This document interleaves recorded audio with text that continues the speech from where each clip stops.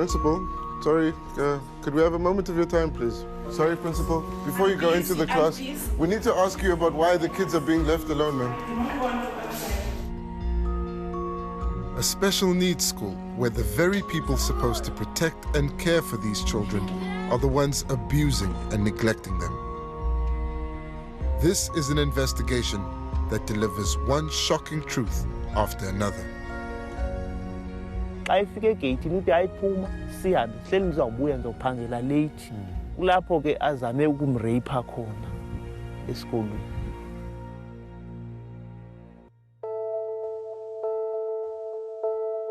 We first investigated Ikwezi Lokusa, a government special needs boarding school in 𝗬𝗏𝗃 in the Eastern Cape 5 years ago. And we were horrified by what we found. Children being forced to sleep on brick beds. It wasn't a safe place for any child, let alone one with special needs. One has to wonder, how do you build a child's self-esteem and maintain their dignity in conditions like this?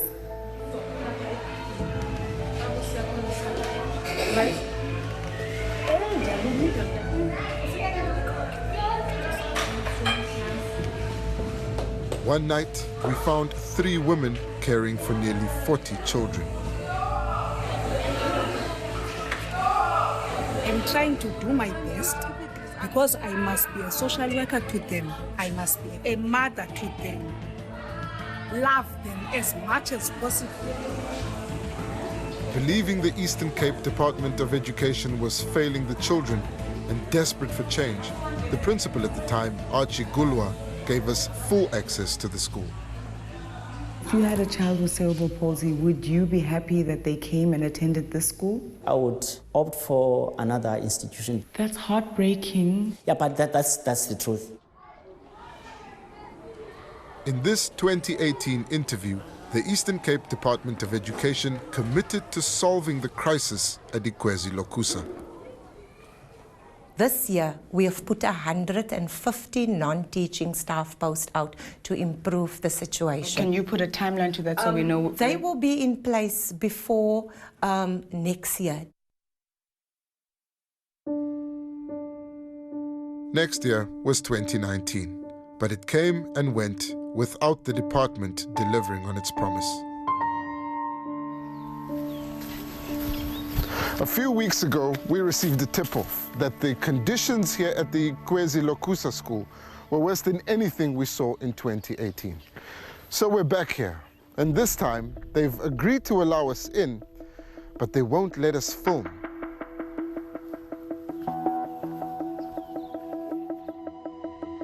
They said we must wait in the office, but you can go around 15 minutes to the school. Making our way around the school, we were so shocked by what we were seeing, we started capturing what we could on our cell phones, so we could expose what was happening inside this facility. No heaters, no curtains. It's clear things have deteriorated since 2018. No improvements have been made to the children's sleeping space. The stench of urine hangs in the air of the filthy dormitories. You know, I've been on a lot of prison raids. Conditions in prison, much better.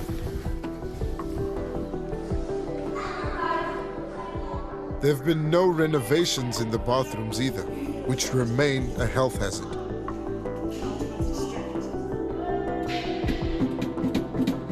When we visited, there was no running water in any of the dormitories. The structure is no longer conducive for the disabled learners. They said it's an old building, so it needs to be renovated. Ziyanda, which isn't her real name, has been a teacher at Ikwezi Lokusa for more than a decade. Desperate to help the children, she agreed to speak to us. The kids are sad. They cry and want to go home.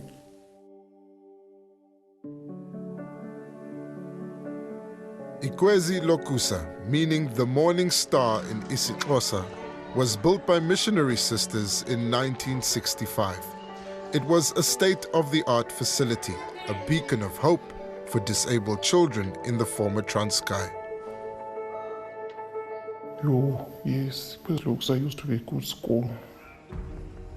In 2001, government took over the school, renting the property from the church. Everywhere are signs of the school's former glory. The home economics classrooms now permanently locked. The rehabilitation pools empty of water. The derelict physiotherapy room. It is said they cannot renovate the school because it belongs to the nuns, not to the government. In each dormitory, 3 or 4 caregivers working 8-hour shifts look after around 20 children. The day shift ends at 3 in the afternoon, and the night shift starts at 6. We were told casual staff care for the children when they are not on duty. But when we checked, we found the children on their own. Sorry. It's okay.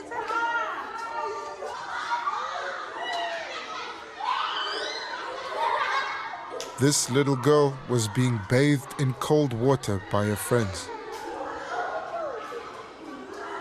These two had lifted themselves out of their wheelchairs and onto broken toilet seats. Most shocking, though, was the sight of this young girl trying to change her own nappy in a darkened corner of the bathroom. My God. I'm gonna go get some more. You don't know? Our producer searched for help, eventually finding the house mother in charge of these girls, who were aged between 6 and 12. Another child in the shower. Are you on your own? No, it's like forcing and it's 6 o'clock. So who's supposed to be here now? There's one workers. Where At they? this time, I don't know. Where are the casuals? I don't know. Let's ask the supervisors. Yeah, they are supervisors, yeah.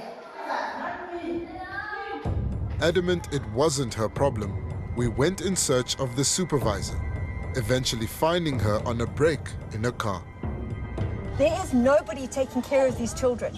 Where are the aunties? There's no one there. There's been no one there. You are not going to change us. We are here working for Carte Blanche. We are going there. We are supervisors. We are on lunch. We are waiting for the aunties that are going to be in at 6 o'clock.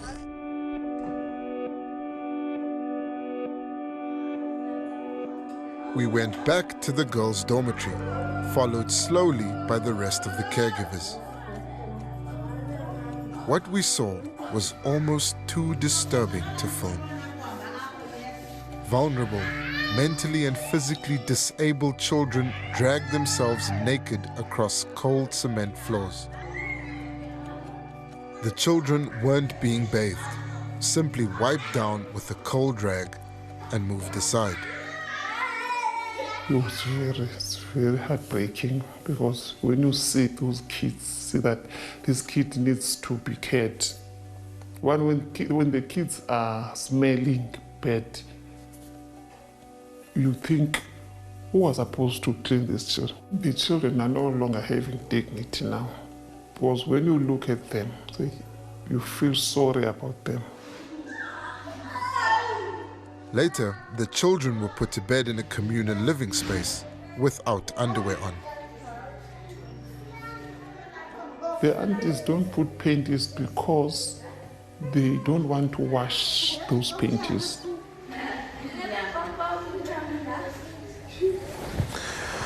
I knew the situation here was bad, but I didn't expect anything like this.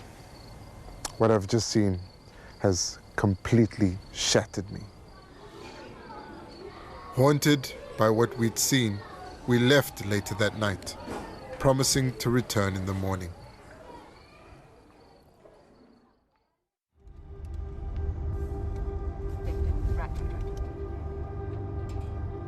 We arrived at 6, just as the night shift should have been ending, driving onto the property without anyone so much as asking our names. Where are the aunties? There's no one there. There's been no one there. We are on lunch. We are waiting for the aunties that are going to be in at 6 o'clock. We went back to the girls' dormitory, followed slowly by the rest of the caregivers.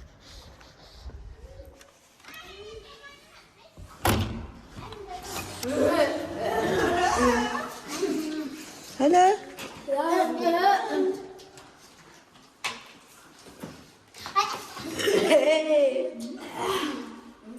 No one. Who's here? The caregivers were nowhere to be seen, leaving 20 young disabled girls aged between 6 and 12 without any adult taking care of them. Making our way from dormitory to dormitory, we realized there wasn't a single adult on the campus looking after close to 200 children with special needs.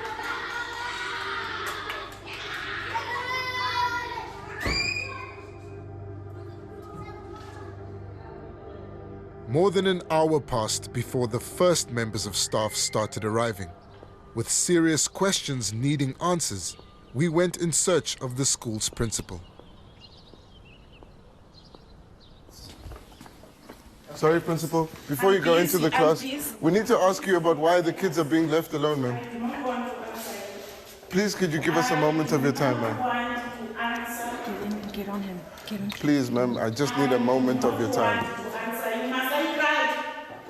No, ma'am, we're coming to speak about the children, ma'am. We just want to know why the children are being left alone. Talk to the Department of Education about the children. Being left alone? I do not own the school. The school belongs to the Department of Education. Yes, I understand that, ma'am. When confronted with the undignified way the children were being treated, the principal was adamant that responsibility for the failings at Ikwezi Lokusa lay with the Eastern Cape Department of Education and not her. Principal, don't you believe that you have a responsibility to at least answer some of these questions for the sake of the children? These children are living in conditions that are not tolerable.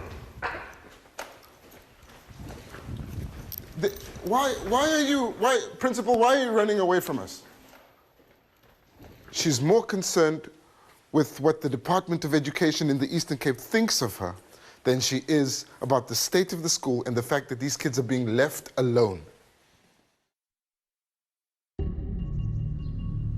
Tragically, that wasn't the worst our investigation would uncover.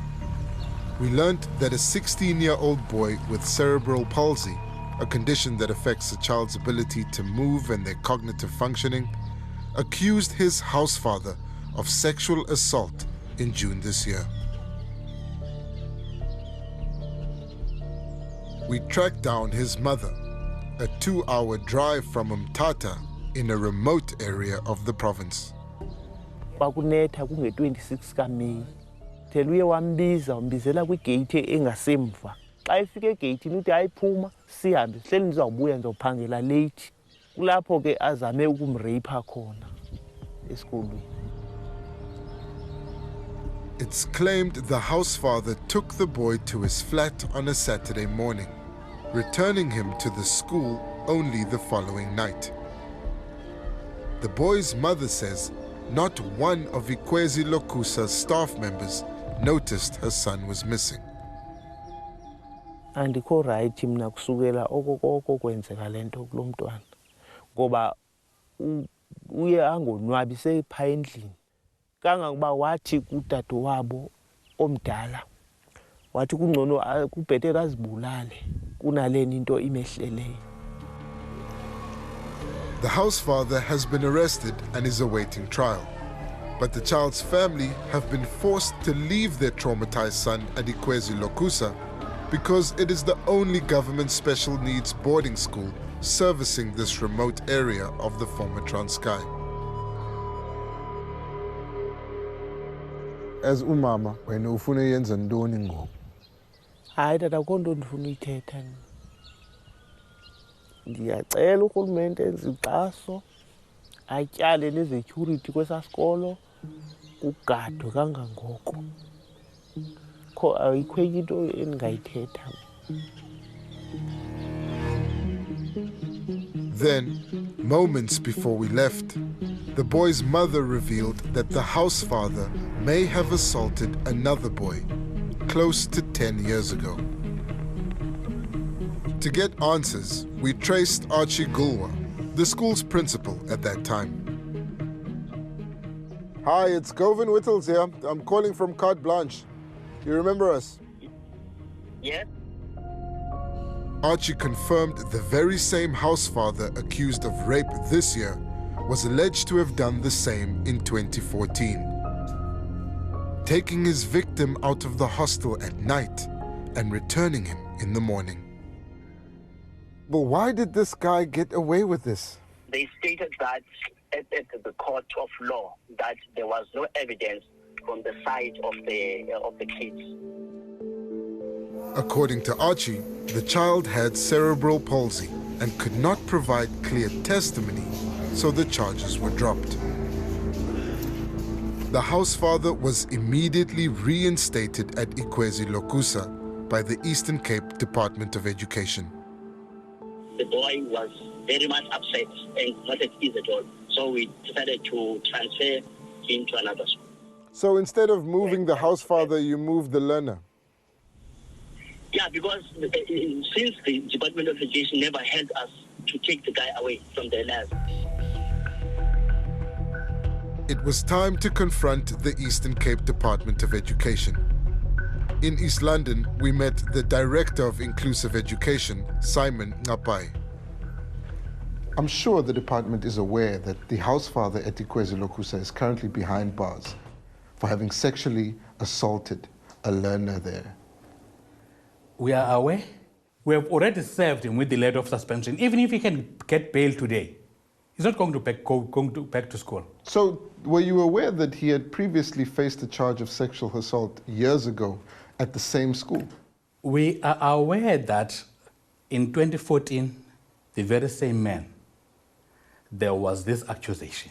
But he was sent back to work at the same school with the same learners from 2016 to 2023.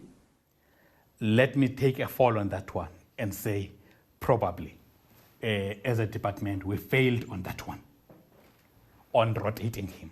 He's an accused pedophile.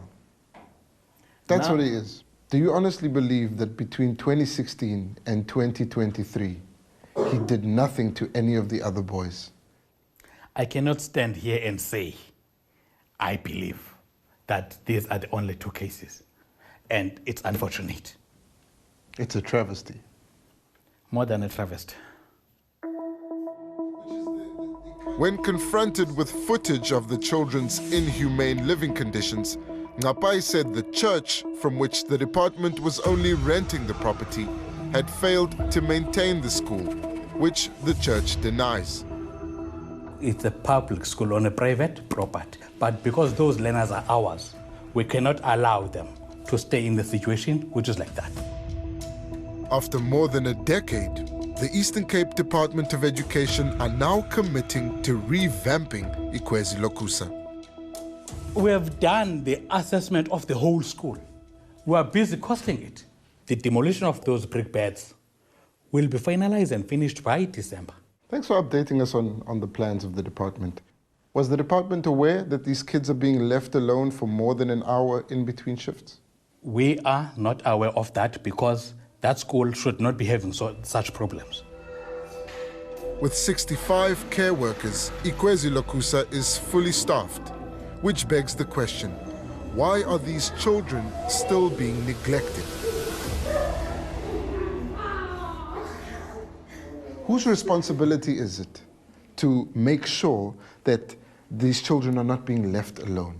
I want to single out that the principal should be the one who is ensuring that workers are divided across. So the principal wasn't doing a job and the department just didn't know. Let's look at how they're living, sir. Look at these videos of what we saw there. If you can see here. Who gave you access there? Are you concerned about the condition of the children or the fact that we have these videos? No, I'm concerned about both. These children are crawling around naked inside the facility. What do you have to say about all of this, sir? I'm saying to you, to me, this is very much unfortunate. I want to make it clear to you. Our reason for being here is not to tell a news story. Our reason for being here is to make sure that a change happens. What can the department promise us today that will be done at that school that we can go and check? We'll go to Ikwezi so that we deal with each individual who is supposed to be dealing with learners. Because where is their conscience? Are they doing that in their own kids at their homes? There's no way that we can allow such a situation. With yet more promises from the Eastern Cape Department of Education, we'll be back for a fourth time to ensure these children get the treatment and care they deserve.